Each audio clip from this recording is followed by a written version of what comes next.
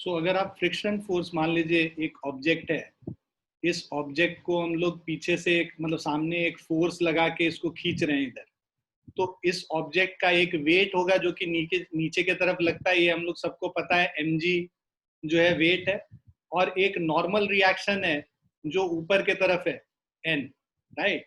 तो frictional force हमेशा, मान लो जो ये जो ग्राउंड है या टेबल है, इसके ऊपर ये ब्लॉक है, तो टेबल और ग्राउंड के बीच में एक कफिशिएंट ऑफ फ्रिक्शन होता है जिसको हम लोग म्यू से रिप्रेजेंट करते हैं, ठीक है।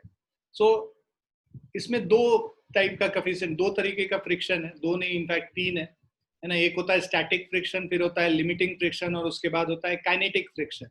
स्टैटिक फ्रिक्शन वो हुआ कि जब हम लोग फोर्स लगाते हैं, ऑब्जेक्ट मूव नहीं करता है, उसको स्टैटिक फ्रिक्शन बोलेंगे।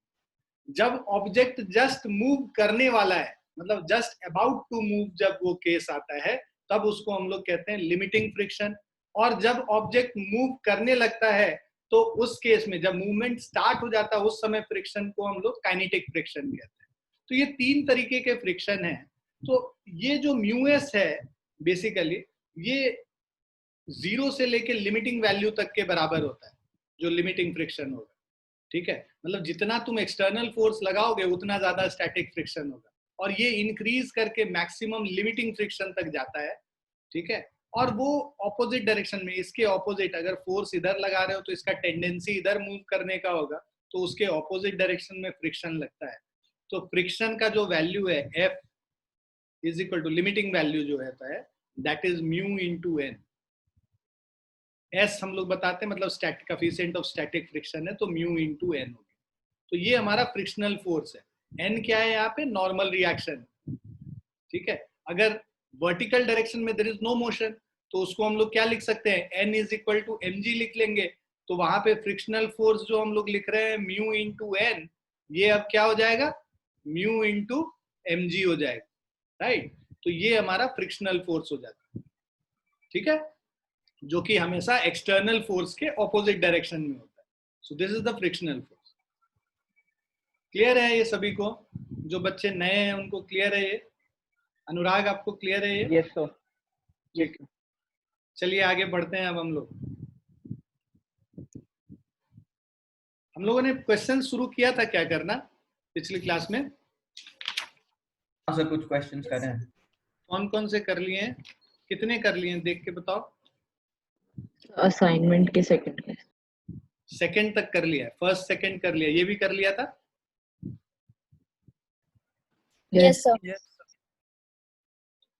यहां से शुरू करना है, थर्ड वाले से शुरू करना है ना। चलिए, so in the given figure the masses of A and B are 10 kg and 5 kg, right? तो मास ऑफ A ये जो है, ये जो नीचे जो ब्लॉक रखा हुआ है, ये 10 kg इसका मास है, और B वाले ब्लॉक का मास 5 kg है। Calculate the minimum mass of C विच में स्टॉप A फ्रॉम स्लिपिंग। तो हमें यहाँ पे मास ऑफ C निकालना है। मान लो मास ऑफ C m है, तो हमें m का वैल्यू निकालना है जो कि इसको स्लिप करने से रोकेगा, राइट। तो मास के होने से क्या होता है, ये जो टोटल वेट है इसका, है ना, यहाँ पे जो नॉर्मल रिएक्शन, यहाँ पे फ्रिक्शन कहाँ पे है? Coefficient of static friction between block A and table is 0.2। इनके बीच में यहाँ पे जो कोएफिशिएंट ऑफ स्टैटिक फ्रिक्शन है mu S, this is equal to 0.2। और हम लोग ये देख रहे हैं एक टेंशन फोर्स है। अब हम लोग फ्री बॉडी डायग्राम अगर बनाते हैं, यहाँ पे बी वाले ब्लॉक का अगर फ्री बॉडी डायग्राम बनाएंगे, तो ये अगर बी ब्लॉक है तो इसका अपना वेट होगा, राइट, 5g, 5 इसका मास है, और acceleration due to gravity mg जो हम कहते हैं। ऊपर के तरफ एक टेंशन फोर्स लग रहा है, बिकॉज ये पूरा स्ट्रिंग एक ही स्ट्रिंग है, ये पुली फ्रिक्शनलेस और स्ट्रिंग मासलेस है, ये एज्यूम करते हैं, चाहे दिया हुआ चाहे नहीं दिया। तो यहाँ पे टेंशन T हो जाएगा, राइट। और बिकॉज इसको जस्ट स्लिपिंग स्टार्ट करना है, मतलब रोकना है, बेसिकली स्लिपिंग रोकना है, तो उस समय ये there will be no motion in this block B. Block B क्या रहेगा? स्टेशनरी रहेगा। तो जितना फोर्स ऊपर लग रहा है उतना ही नीचे लग रहा है, राइट। तो इसमें हमारा इक्वेशन क्या हो जाएगा? पहला T is equal to 5g, g का वैल्यू 10 डाल दोगे तो t is equal to 50 newton. ये पहला इक्वेशन आ गया हमारा, ठीक है। अब इसके बाद आपको कह रहा है कि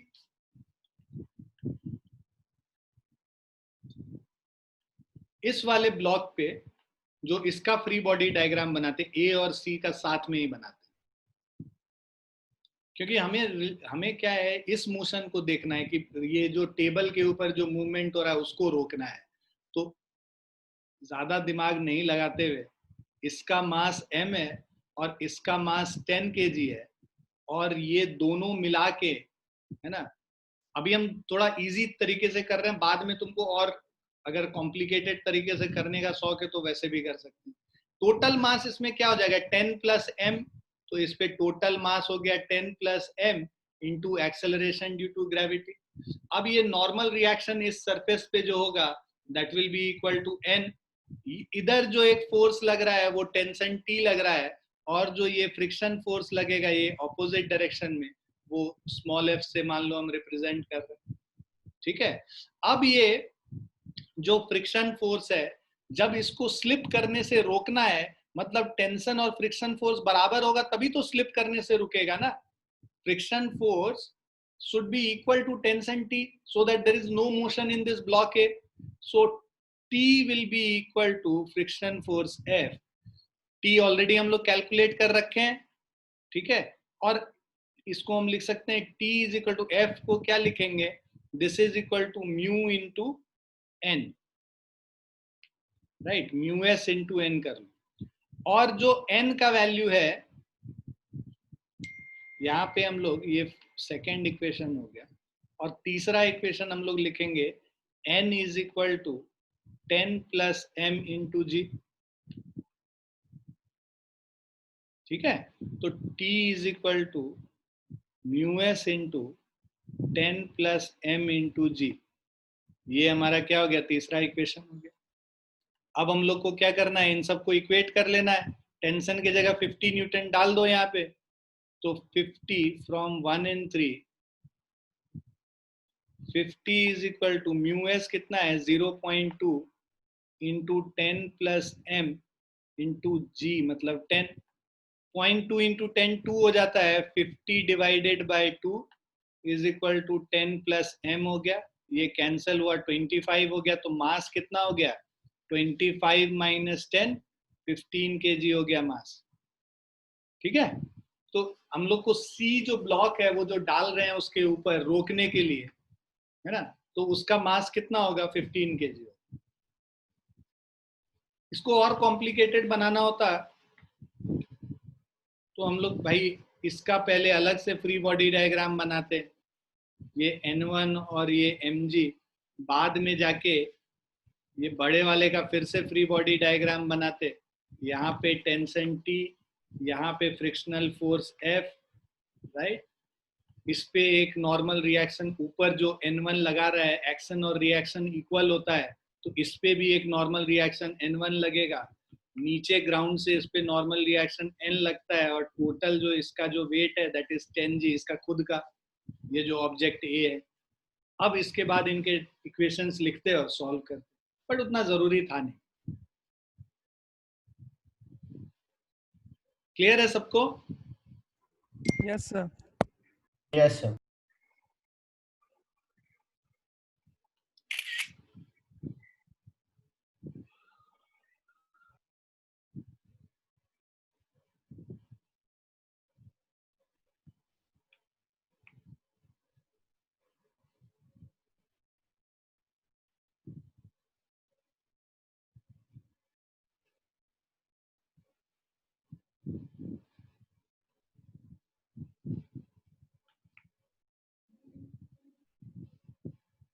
आगे बढ़े? Yes yes sir. Fourth question है, a body rolled on ice with a velocity of 8 meter per second comes to rest after traveling a distance of 4 meter. Initial velocity यहाँ पे u दे रखा है हमारा 8 मीटर पर सेकेंड, ये rest पे आ जाता है, मतलब v इज इक्वल टू क्या हो गया 0 मीटर पर सेकेंड, कितने डिस्टेंस में 4 मीटर में। Calculate the coefficient of friction, मतलब एक बॉडी है, इसको रोल करके हम इधर मूव करा रहे हैं, इनिशियल वेलोसिटी 8 मीटर पर सेकेंड है, फाइनल वेलोसिटी इसका 0 मीटर पर सेकेंड है, डिस्टेंस दे रखा है 4 मीटर, इससे हम डिसेलरेशन निकाल लेंगे। और ये जो इस पे फोर्स लग क्या रहा है, एक ही तो फोर्स लग रहा है, फोर्स ऑफ फ्रिक्शन, जो कि इसके मोशन को अपोज कर रहा है। तो ये फोर्स ऑफ फ्रिक्शन किसके बराबर हो जाएगा, मास इंटू डिसेलरेशन के बराबर। तो उससे हम लोग को कोफिशिएंट ऑफ फ्रिक्शन हम लोग निकाल लेंगे, right. So calculate the coefficient of friction. So यहाँ पे हम लोग का mg होता है, ये नॉर्मल रिएक्शन n है, राइट। सो अभी पहले हम लोग डिसेलरेशन निकालते हैं। So basically v square is equal to u square plus 2as, 0 is equal to 8 square plus 2 into a into 4, so minus 64 by 8 is equal to a, that is minus 8 metre पर second square. ये हमारा हो गया deceleration, मतलब acceleration, negative acceleration. अब हमारे पास F is equal to m into a होगा, जो फ्रिक्शन फोर्स है, ठीक है, माइनस m है बेसिकली, नेगेटिव डायरेक्शन, उल्टे डायरेक्शन में। तो अब इसका वैल्यू, F का वैल्यू क्या है, mu into n is equal to minus m into A.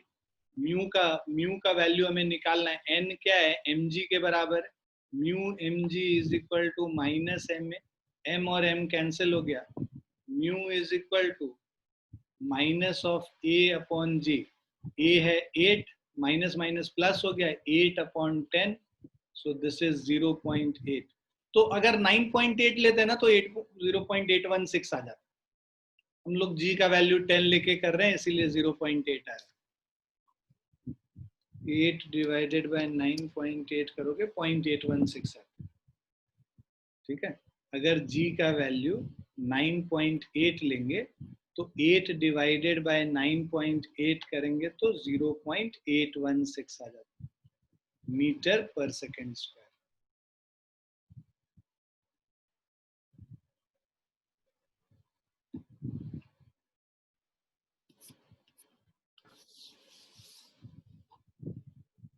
Clear है?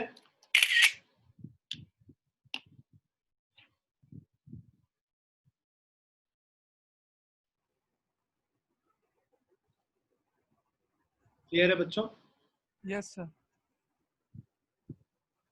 लिख लिया सभी ने? Yes, sir. Yes, sir.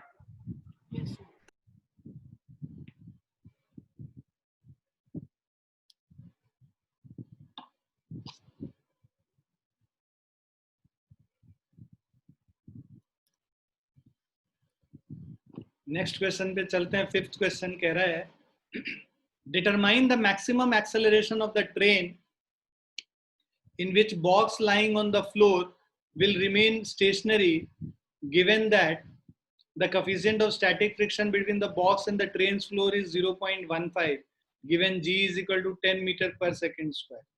मतलब कि हमारे पास एक ट्रेन है,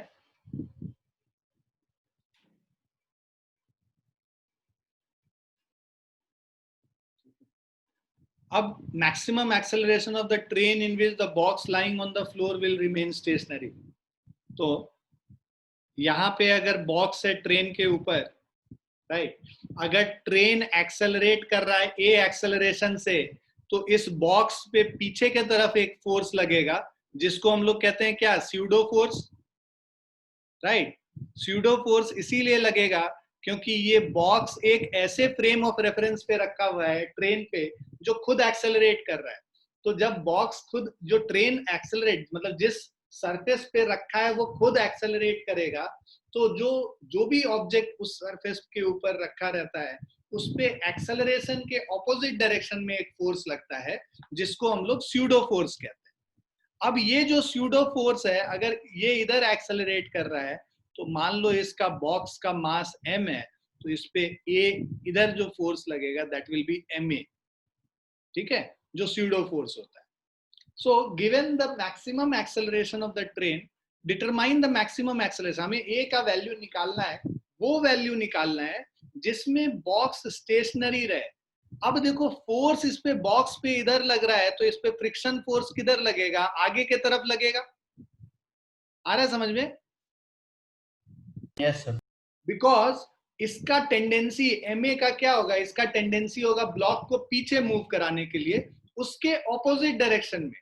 जिधर भी फोर्स का टेंडेंसी मूवमेंट करने का होता है, उसके ऑपोजिट डायरेक्शन में फोर्स होता है. ठीक है. ये एक चीज और इसमें एक बड़ी इंपॉर्टेंट चीज है जो तुम्हें समझनी है. अगर हमारे पास ये दो सरफेस है, दो ऑब्जेक्ट है, ये दोनों साथ में इसीलिए मूव करता है क्योंकि देखो इस पे तो कोई फोर्स नहीं लगा रहे ना, हम तो ये कैलकुलेटर को पकड़ के राइट साइड में कर रहे हैं, फिर भी ये साथ में जा रहा है. क्यों साथ में जा रहा है? क्योंकि इस पे फ्रिक्शन फोर्स जो है इस ऑब्जेक्ट पे, ऊपर वाले ऑब्जेक्ट पे फ्रिक्शन फोर्स आगे के तरफ लग रहा है जो कि इसको साथ में मूव करा रहा है. क्लियर है? तो कभी भी जो दो सरफेसेस होगा, मान लो हमारे पास इस तरह का एक ब्लॉक है और दूसरा ब्लॉक इसके ऊपर रखा है, तो इस नीचे वाले ब्लॉक के ऊपर फ्रिक्शन फोर्स ये पीछे की तरफ लगेगा. ठीक है. और इस आगे वाले ब्लॉक के, मतलब ऊपर वाले ब्लॉक के ऊपर फ्रिक्शन फोर्स आगे की तरफ लगेगा. अमाउंट वैल्यू सेम रहेगा दोनों. और एक इस सरफेस पे फ्रिक्शन फोर्स होगा जो कि पीछे की तरफ. Is it clear? Yes, sir. Yes, sir. सोचो, Yes, sir. ऑब्जेक्ट अपने आप तो मूव करेगा नहीं ना भाई, उस पे तो कुछ फोर्स लगाना पड़ेगा. हम तो लगा रहे हैं नीचे वाले पे फोर्स, तो ऊपर वाला साथ में क्यों मूव कर रहा है? क्योंकि इस पे फ्रिक्शन आगे की तरफ लग रहा है. और हमेशा फ्रिक्शन पेयर्स में एग्जिस्ट करता है दो सरफेस के बीच में. तो अगर ऊपर वाले सरफेस पे, ऊपर वाले ब्लॉक पे आगे फ्रिक्शन लग रहा है, तो नीचे वाले पे किधर लगेगा? पीछे लगेगा, जस्ट उसके ऑपोजिट. ये कॉन्सेप्ट ध्यान में रखना, आगे काम आएगा कहीं पे. अभी यहाँ जरूरत नहीं था, बट आगे कहीं काम आएगा.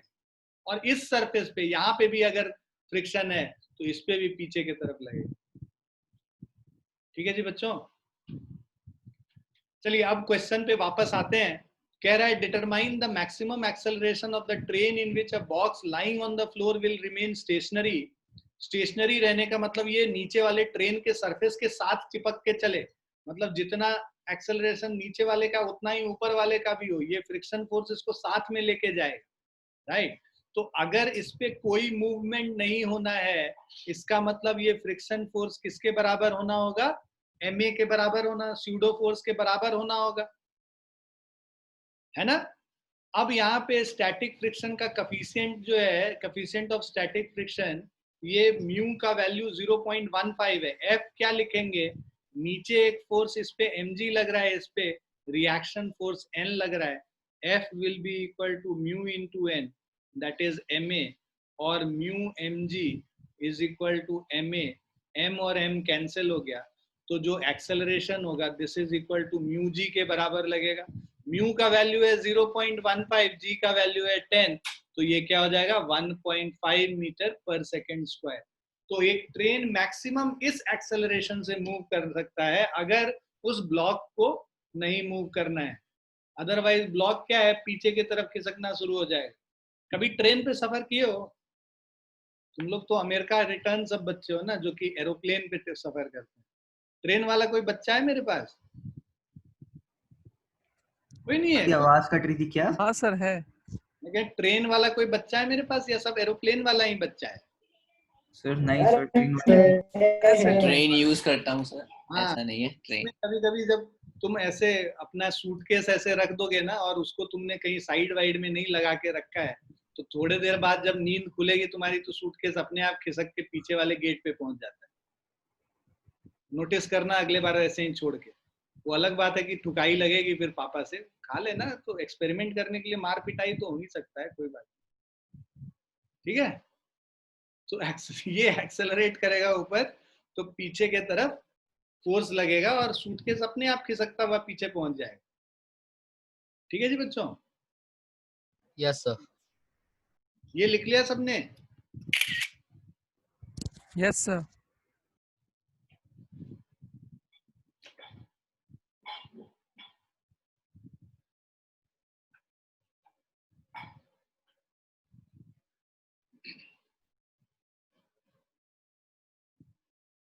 भाई अमृत आज सुबह के क्लास में आया, मजा आया तुमको?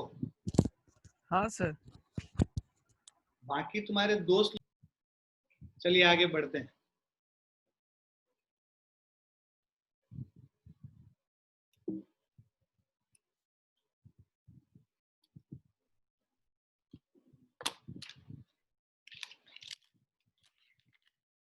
सिक्स्थ क्वेश्चन कह रहा है what is the acceleration of the block and the trolley system shown in the given figure?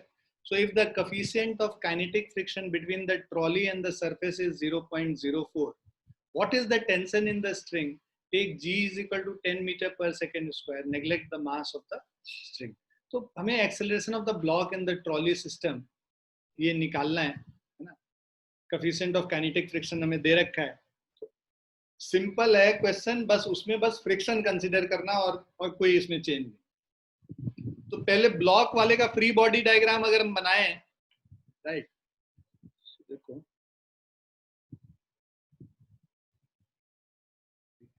तो ये ब्लॉक है, इसका मास जो है 3 kg है, राइट। तो अब इस पे एक नीचे के तरफ फोर्स लगेगा 3G, ऊपर के तरफ टेंशन T लगेगा, राइट। और ये ब्लॉक जो है, मान लो हमें निकालना है कि एक्सेलरेशन, तो इसका एक्सेलरेशन अगर a नीचे के तरफ है तो हम लोग इसका इक्वेशन लिखेंगे तो क्या होगा, 3G minus T is equal to 3a, है ना। इक्वेशन क्या होता है हमारा, mg minus T is equal to ma। नीचे के तरफ जो फोर्स है माइनस ऊपर के तरफ जो फोर्स है, that is the net force. Net force in downward direction will be 3G minus T, 3G नीचे t ऊपर, तो नेट फोर्स नीचे 3G minus T is equal to mass into acceleration 3 into a. अब हम लोग value put कर लेते हैं, g का वैल्यू कितना है, 10 है, तो 30 minus T is equal to 3a, ये पहला इक्वेशन। अब हम लोग ये जो ट्रॉली है, ट्रॉली का फ्री बॉडी डायग्राम अगर बनाएंगे तो इस ट्रॉली पे एक पीछे के तरफ फ्रिक्शन फोर्स लगेगा F, विच इज, एक सेकेंड ना, हाँ, तो ये जो फ्रिक्शन फोर्स है पीछे के तरफ फ्रिक्शन फोर्स लग रहा है, काइनेटिक फ्रिक्शन है, राइट।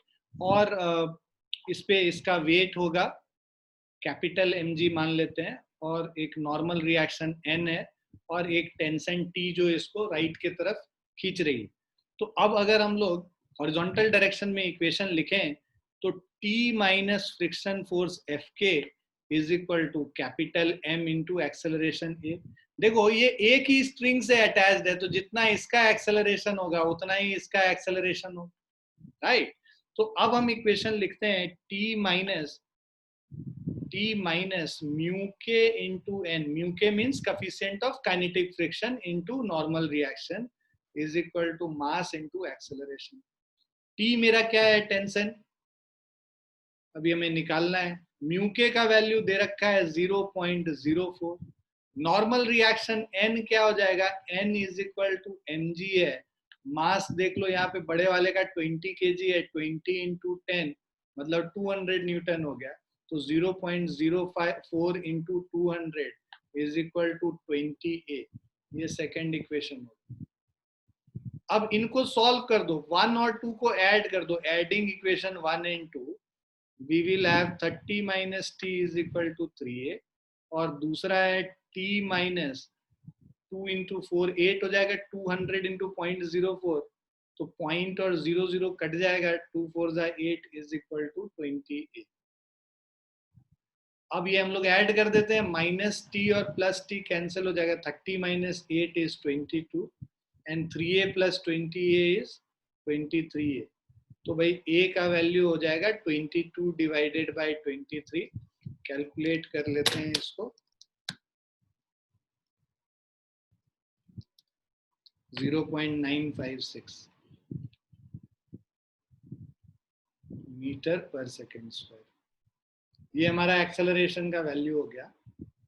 अब आपको कह रहा है दूसरा, what is the tension in the string, किसी में भी सब्स्टिट्यूट कर लो, यही वाला जो इक्वेशन है t माइनस 8 इज 20 है, तो इससे t इज इक्वल टू क्या हो जाएगा, 20 into 0.956 plus 8, so into 20, So tension is 27.13 Newton. Clear है? Yes. Yes, sir. Yes, sir.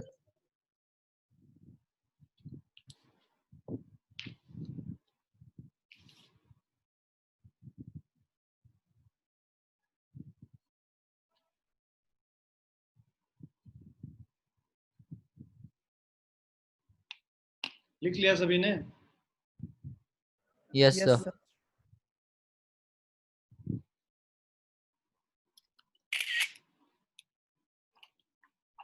Seventh question इस पे आते हैं। कह रहा है block a of mass 4 kg is placed on another block b of mass 5 kg।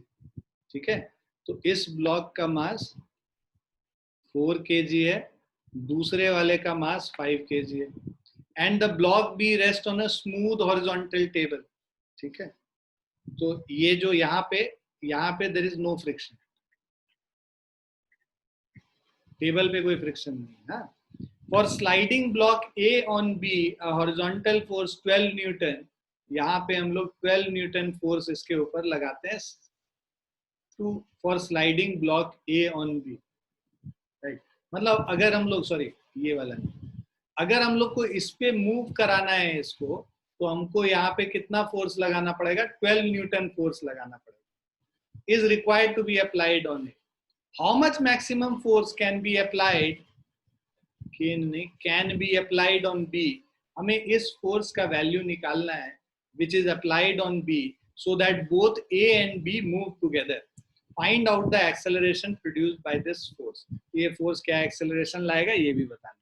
तो अब देखो, सबसे पहले ऊपर वाला का फ्री बॉडी डायग्राम बनाते हैं, पूरे का ही बेसिकली फ्री बॉडी डायग्राम बनाए। m1 मास का अगर बनाते हैं और ये m2 मास,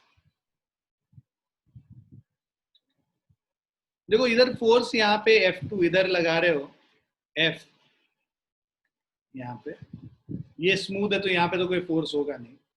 इस पे एक जो नीचे फोर्स हो गया M2G, यहाँ पे नॉर्मल रिएक्शन हो गया N1, और एक नॉर्मल रिएक्शन ऊपर जो ब्लॉक रखा हुआ उसके वजह से N2 होगा।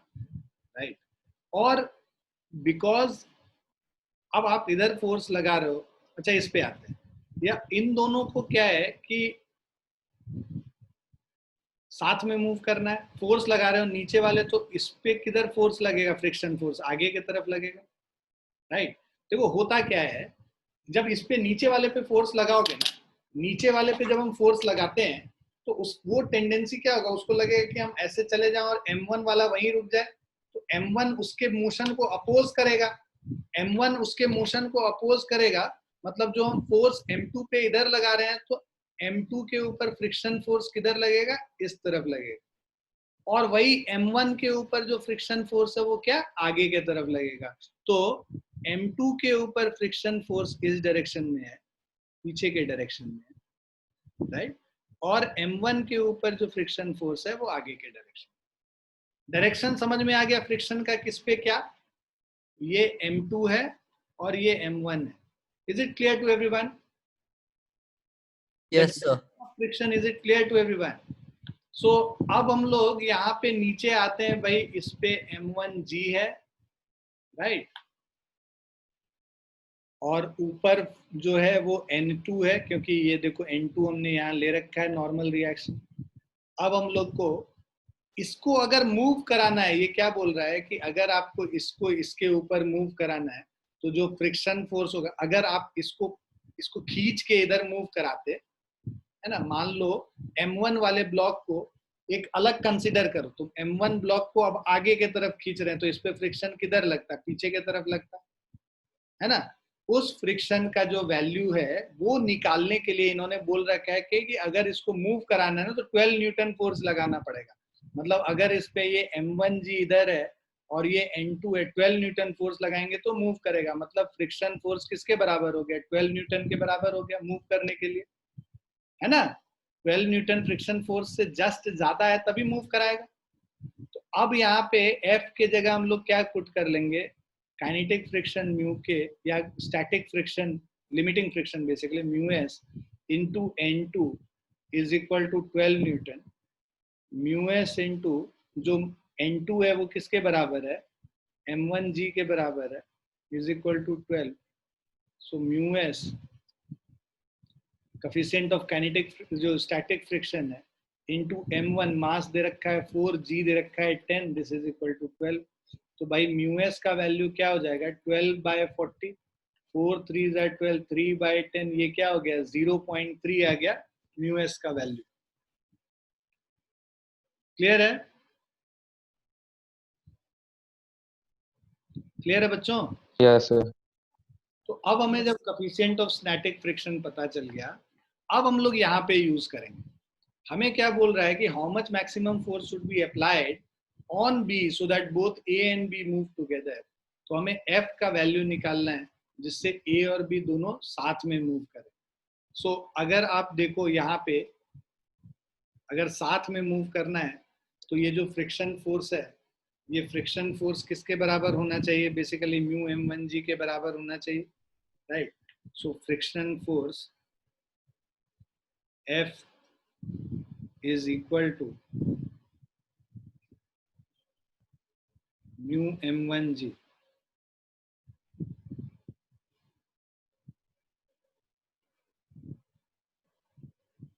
So this is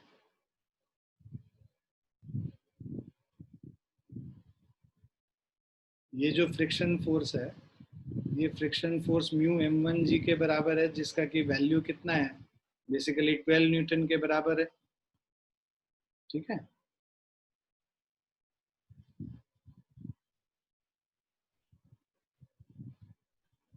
और इस पे जो अगर हम लोग इधर पुश करेंगे तो ये मान लो ए एक्सेलरेशन से आगे मूव कर रहा है, दोनों साथ में ही मूव कर रहा होगा ए एक्सेलरेशन से, तो इस पे स्यूडो फोर्स किधर लगेगा, पीछे के तरफ लगेगा स्यूडो फोर्स, राइट. तो स्यूडो फोर्स इस पे पीछे के तरफ लग रहा है, that is equal to M1A, है ना. सो अब अगर हम लोग को अगर इसका स्यूडो मतलब जो एक्सेलरेशन है वो साथ में का निकालना है, तो वो जो एक्सेलरेशन होगा that will be equal to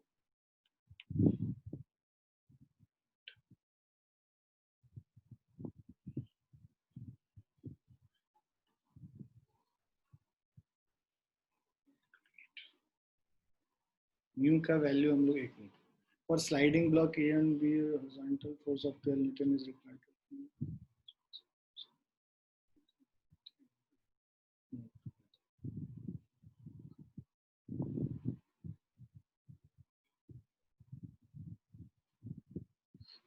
तो अगर हम लोग को इसको साथ में मूव कराना है तो यहाँ पे जो फ्रिक्शन फोर्स है वो इसका जो फ्रिक्शन फोर्स है इसके बराबर ही होना चाहिए, इसके ऊपर फ्रिक्शन फोर्स, राइट. तो ये जो हम लोग निकाले हैं फ्रिक्शन फोर्स किसके बराबर था इसको, और 12 न्यूटन पे मूव कराने के लिए हम लोग को चाहिए, तो इस पे मैक्सिमम फोर्स 12 न्यूटन लग सकता है. तो मैक्सिमम फोर्स 12 न्यूटन लग सकता है. हम लोग क्या देख रहे हैं कि फ्रिक्शन फोर्स किसके बराबर हो सकता है, M1A के बराबर हो सकता है. तो हमें एक्सेलरेशन निकालना है, फ्रिक्शन फोर्स 12 न्यूटन के बराबर हो सकता है, मास है 4 kg, 4 इंटू ए करोगे तो एक्सेलरेशन कितना हो गया 3 मीटर पर सेकेंड स्क्वायर. इस पे जो मैक्सिमम एक्सेलरेशन जो दोनों का साथ में कितना हो सकता है 3 मीटर पर सेकेंड स्क्वायर. तभी तो ये जो स्यूडो फोर्स इस पे लग रहा है M1A वो किसके बराबर होगा, फ्रिक्शन फोर्स तो इससे बड़ा नहीं हो सकता ना 12 न्यूटन से ज्यादा, क्योंकि 12 न्यूटन के बाद तो ये मूव करने लगेगा. ए को बी पे स्लाइड कराने के लिए 12 न्यूटन फोर्स चाहिए, तो तुमको इसको फ्रिक्शन फोर्स को मैक्सिमम 12 न्यूटन ही रखना पड़ेगा. तो M1A 12 के बराबर हो गया, मास इसका 4 kg है, तो 4 इंटू ए मतलब ए का वैल्यू क्या हो गया 3 मीटर पर सेकेंड स्क्वायर हो गया, राइट. अब हमें निकालना है कि इसको 3 मीटर पर सेकेंड स्क्वायर से मूव कराने के लिए फोर्स कितना होगा, force is equal to M1 plus M2 into a होगा. तो फोर्स कितना हो गया, दोनों का मास ऐड कर दो, 5 + 4 9 into 3, so this is what 27 Newton.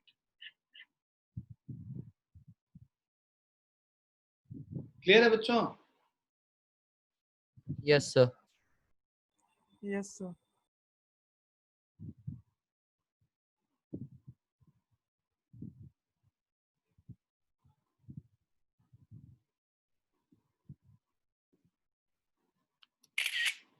Note कर लो इसको।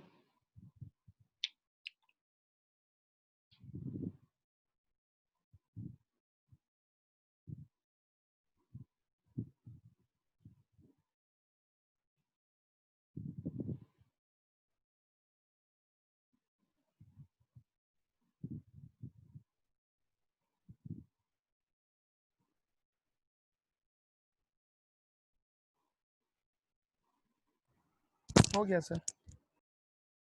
सभी ने लिख लिया?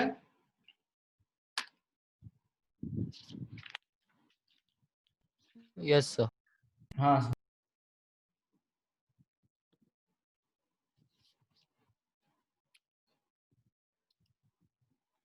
नेक्स्ट क्वेश्चन कह रहा है a cubical block rests on an inclined plane of mu is equal to 1/3। तो एक inclined plane है, ये इस पे रेस्ट कर रहा है क्यूबिकल ब्लॉक। म्यू का वैल्यू यहाँ पे कोफिशिएंट ऑफ जो फ्रिक्शन है म्यू इज इक्वल टू 1/√3 है। Determine the angle eight which the block just slides down the incline. तो वो एंगल जिसपे ये जस्ट स्लाइड डाउन करता है, हमें पता है, देखो ये तो बेसिकली क्या है, इसको कौन सा एंगल कहते हैं जब स्लाइड करता है जस्ट? एंगल ऑफ रिपोज कहते हैं। याद है एंगल ऑफ रिपोज? सुने हो ना जीवन में यस सर।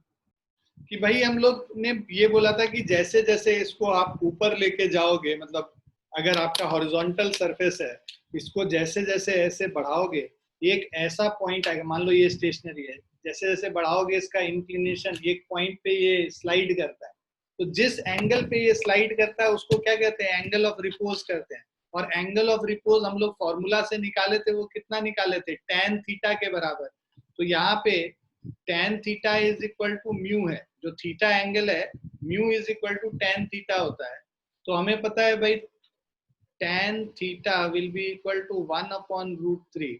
तो इसका मतलब tan theta is equal to tan of 30 degree. So that means theta is equal to 30 degree. एक तो ये तरीका हुआ जो तुम याद किए हुए हो वैल्यू, मतलब कि ये चीज होता है mu is equal to tan theta, इसको यूज कर, उसको यूज किए बिना भी हम बना सकते हैं। यहाँ पे एक नीचे फोर्स लगेगा, वेट इसका mg, इस पे इधर एक फोर्स लगता है mg sin थीटा, और ऊपर के तरफ, ठीक है, और ये जो है ये mg cos थीटा हो गया। एक नॉर्मल रिएक्शन n इधर होगा, और इसका टेंडेंसी नीचे मूव करने का है, तो फ्रिक्शन फोर्स F पीछे के तरफ लगेगा, that is mu into n, जिसको हम लोग म्यू mg भी कह सकते हैं। ठीक है, तो अगर मूव कर रहा है इसका मतलब mg sin थीटा किसके बराबर हो गया? म्यू mg के बराबर हो गया। mg और mg काट दोगे, right? Sorry n is equal to mu mg cos theta है ना, mg cos थीटा है n के बराबर, n is equal to mg cos theta, तो म्यू mg cos थीटा हो गया। अब इससे क्या आ गया? cos थीटा को इधर ले आओगे तो sin theta by cos theta, tan theta is equal to mu हो गया। तो यही चीज हम लोग यहाँ पे यूज कर, डायरेक्टली भी यूज कर सकते हो या वहां पे निकाल के भी यूज कर सकते हो। क्लियर है? Yes sir. लिख भी लिया तुमने? Yes sir. Sir 2 minute.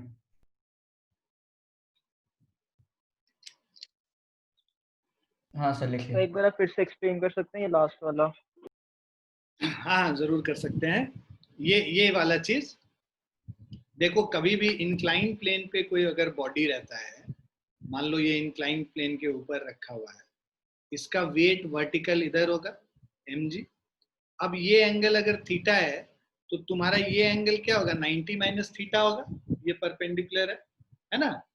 और इसको हम लोग हमेशा दो कंपोनेंट में ब्रेक करते हैं इस फोर्स को, एक इंक्लाइन के अलोंग करते हैं और एक इंक्लाइन के परपेंडिकुलर करते हैं। अब अगर ये एंगल 90 माइनस थीटा है तो ये एंगल कितना होगा? फिर से थीटा हो जाएगा, राइट? तो ये अगर mg है, हमें ये पता है कि जिधर एंगल थीटा होता है वो कंपोनेंट कॉस कंपोनेंट होता है, तो ये क्या हो गया? mg cos थीटा हो गया। और जिधर थीटा नहीं होता है, ये 90 माइनस थीटा है, तो उधर वाला कंपोनेंट क्या हो जाता है? mg sin थीटा हो जाता है। ठीक है, तुम निकाल भी सकते हो इसको, राइट। तुम्हारे पास ये है कि ये थीटा है,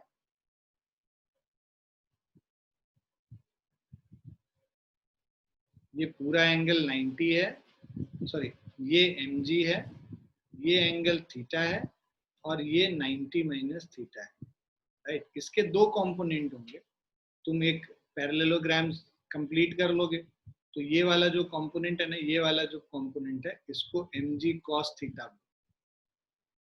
राइट, क्योंकि base by hypotenuse is cos theta, तो mg cos theta by mg is cos theta, तो इसीलिए ये mg cos थीटा होता है ये वाला कंपोनेंट, और इधर वाला component basically mg sin theta होता है।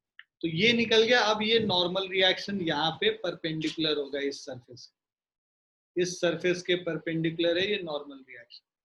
तो अब आप दो तरफ और एक फ्रिक्शन फोर्स ऊपर के तरफ लग रहा है F, वो क्या होता है, फ्रिक्शन फोर्स हमेशा म्यू इंटू एन होता है।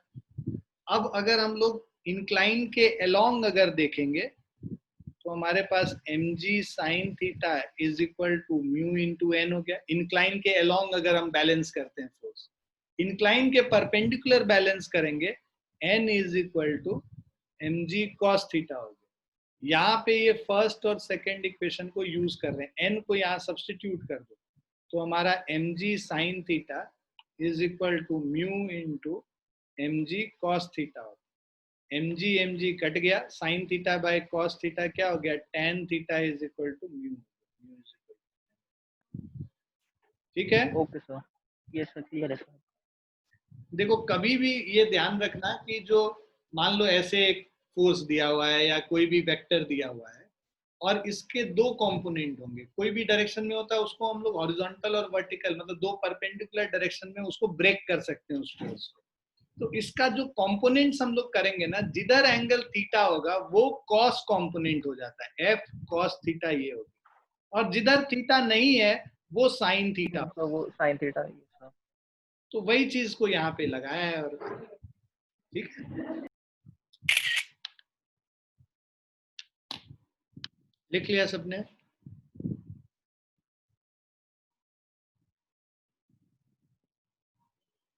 लिख लिया सभी ने? Sir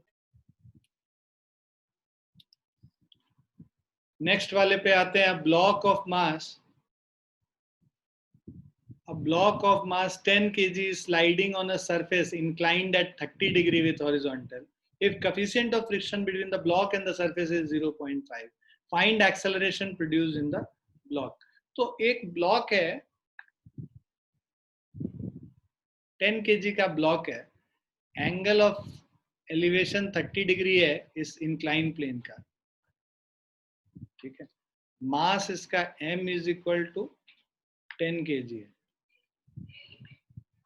Sliding on a surface inclined at 30 degree with horizontal, if coefficient of friction between the block and the surface mu is equal to 0.5, find acceleration produced in the block. तो अब हम लोग फिर से उसको देखते हैं, यहाँ पे वेट mg हो गया, इसके दो कंपोनेंट हो गए, है ना, याद ही कर लो, ये तो इतना डिफिकल्ट चीज है ही नहीं। इधर वाला mg sin थीटा होता है, इधर वाला mg cos थीटा होता है, और एक नॉर्मल रिएक्शन ऊपर के तरफ होगा n। तो अब हम लोग अगर देखेंगे और फ्रिक्शन फोर्स पीछे के तरफ F, तो सबसे पहले तो N is equal to mg cos theta, क्योंकि परपेंडिकुलर डायरेक्शन में कोई भी मूवमेंट नहीं है, जो भी मूवमेंट है अलोंग द इंक्लाइन ये a एक्सेलरेशन से आ रहा है, तो N is equal to mg cos theta हो गया। N का वैल्यू, मास है 10 kg, g है 9.8 कह रहा है, और cos थीटा मतलब cos 30 डिग्री। इसको सॉल्व करोगे तो 98 इंटू cos 30 मतलब √3/2, सो दैट इज 49 √3। ये हमारा नॉर्मल रिएक्शन हो गया 49, ठीक है। ये जो नॉर्मल रिएक्शन हो गया, अब हमें पता है friction force F is equal to mu into n होता है, सो 0.5 इंटू 49 √3, ठीक है, दिस इज 24.5 √3। ये फ्रिक्शन फोर्स हो गया। अब हम लोग अगर इक्वेशन इंक्लाइन के अलोंग लिखें तो नीचे फोर्स लग रहा है mg sin थीटा, ऊपर फोर्स लग रहा है फ्रिक्शन फोर्स, मतलब 24.5 root 3 is equal to total mass m into acceleration a। Clear है? m का value 10 into 9.8 into sine 30 degree मतलब 1/2 minus 24.5 root 3 is equal to mass into acceleration. Mass 10 हो गया और एक्सेलरेशन a हो गया। ठीक है,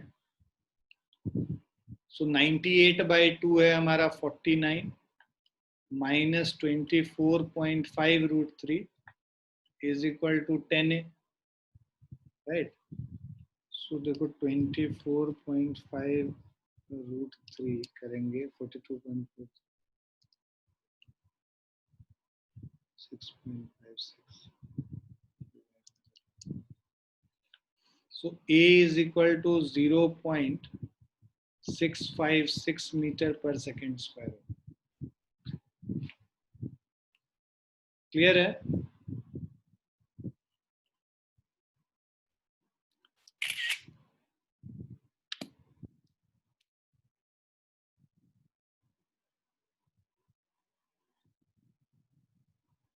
क्लियर है बच्चों? Yes, sir. Yes, sir.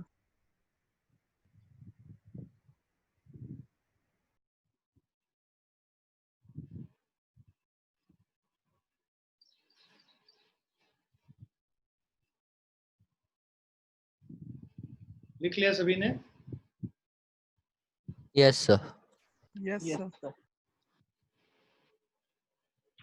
अब इसी तरह के कुछ और क्वेश्चंस हैं, वो मैं क्या करूंगा तुम्हें, आई थिंक कि थोड़े और क्वेश्चंस हैं, वो सारे क्वेश्चंस मैं तुम्हें भेजूंगा, वो सब क्वेश्चंस कर लेना तुम लोग होमवर्क में। ठीक है, सिमिलर काइंड ऑफ क्वेश्चंस है, कुछ उसमें अलग नहीं है। अगर कोई डाउट होगा तो अगली क्लास में ले लेंगे उसको। ठीक है? Okay sir. ठीक है बच्चों? हाँ sir. Okay, sir. Yes, sir. भेजा है मैंने वो डीपीपी, मिल गया तुम लोग को डीपीपी? Yes, sir. काम चालू हुआ डीपीपी पे? हाँ सर, हो गया। बहुत बढ़िया। ये नोएडा वाले सब सो रहे हैं क्या? हैं? नहीं सर, सर अभी वो मैथ्स की कर रहा था मैं, तो अभी नहीं किया। सर क्लासरूम पे है ना नीट वाला, नीट का क्लासरूम पे ना?